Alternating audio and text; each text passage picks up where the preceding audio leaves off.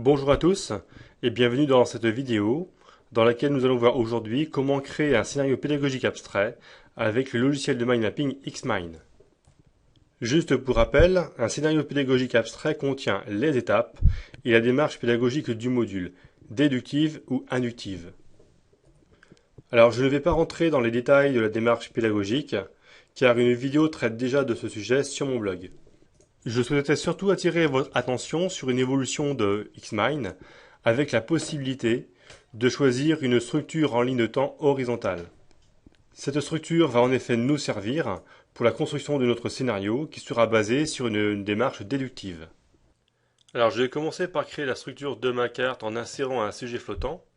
Donc dans Insérer sujet flottant, que je vais disposer en dessous de mon titre. Et ce sujet flottant, je vais le nommer Présentation du module.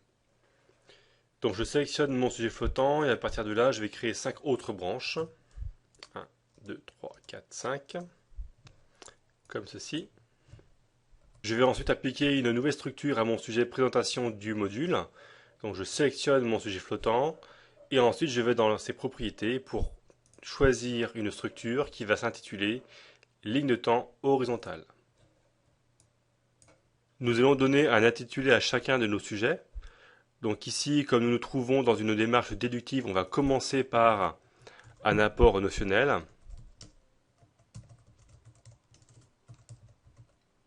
Cet apport sera suivi d'un exercice. L'exercice sera suivi d'une remédiation. Et les deux dernières étapes de notre scénario pédagogique abstrait seront une synthèse suivie d'un bilan. Maintenant que nous avons structuré notre carte, nous allons nous attacher à sa mise en page. Je vais sélectionner ces trois sujets, apport notionnel, exercice et remédiation, et je vais leur appliquer une limite. Cette limite va en effet symboliser la boucle de ma démarche déductive. On va pouvoir personnaliser cette limite. Donc ici, je la sélectionne, je vais dans ses propriétés, on va pouvoir modifier sa forme, lui appliquer un style de trait. Donc ici, je prends le tiret, modifier l'épaisseur du trait et choisir une nouvelle couleur, comme ceci. Sur cette partie du scénario, nous allons appliquer une accolade. Et dans cette accolade, nous allons indiquer le nombre de fois où la boucle sera répétée. Ici, 3 fois. Et pour terminer, nous allons améliorer la présentation de nos sujets.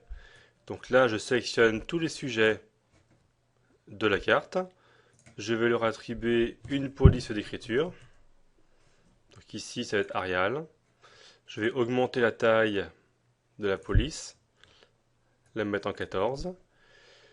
Je vais choisir une nouvelle couleur de fond, mettre un violet, une nouvelle couleur à mes caractères. Pour finaliser notre carte, je vais modifier l'apparence des deux dernières étapes. Ici, je les sélectionne, je vais mettre un fond de couleur. Je vais faire la même chose sur la première étape du module, avec un fond de couleur. Et je modifie également la mise en page du titre de ma carte, qui était la démarche déductive, un fond bleu sur des caractères blancs, comme ceci. Cette vidéo est maintenant terminée. Nous avons vu ensemble comment créer un scénario pédagogique abstrait avec le logiciel de mind mapping Xmind. Et je vous retrouve sur le formateur du web pour de nouvelles vidéos sur l'innovation pédagogique.